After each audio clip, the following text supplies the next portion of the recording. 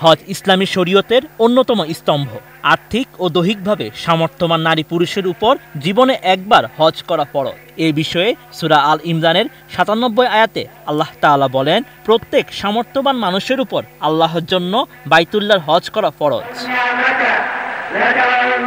এদিকে সরকারি টাকায় হজে যাওয়ার হিড়িক পড়েছে সরকারি কর্মকর্তা সহ অনেকের। প্রশ্ন হচ্ছে, এই ধরনের হজ আসলে কতটা সওয়াবের? এই নিয়ে এবার মুখ খুলেছেন জনপ্রিয় ইসলামী আলোচক ও আস-সুন্নাহ ফাউন্ডেশনের চেয়ারম্যান শায়খ আহমদুল্লাহ। ২৩ সেপ্টেম্বর নিজের ভেরিফাইড ফেসবুক পেজে এক পোস্টে এই মন্তব্য করেন শায়খ আহমদুল্লাহ। তিনি লিখেন, সরকারি টাকায় হজ করা এক ধরনের বিলাসিতা। প্রতি বছর অনেক ক্ষমতাসীন রাজনীতিক ও সরকারের পছন্দের মানুষ রাষ্ট্রের টাকায় হজে যান। এটা শরীয়ত এবং নৈতিক কোনো দিক থেকেই সিদ্ধ নয়।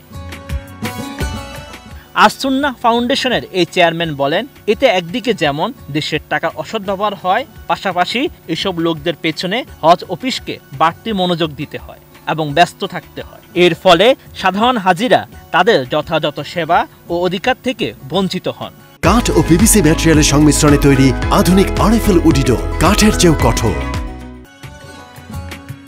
শায়খ আহমদুল্লাহ আরও বলেন, সরকারি হাজিদের সেবায় যারা সৌদি যান তাদের বেশিরভাগই নিজেদের হজ নিয়ে ব্যস্ত হয়ে পড়েন। অনেকে ঘোরাঘুরি করে সময় কাটান। সরকারি হাজিদের অবস্থা থাকে অনেকটা মা বাপ ছাড়া সন্তানের মতো। তাদের দেখার যেন কেউ থাকে না। সরকারি হাজিদের অসহায়ত্ব ও দুরবস্থা দেখে প্রতি বছরই কষ্ট হয়। এই অবস্থারও অবসান হওয়া দরকার। হাজিদের সার্ভিস দেওয়ার নাম করে সেখানে হজ করতে যাওয়া অনুচিত, যদি সেই হজ পালনের ফলে হাজিদের সেবাদানে ত্রুটি হয়।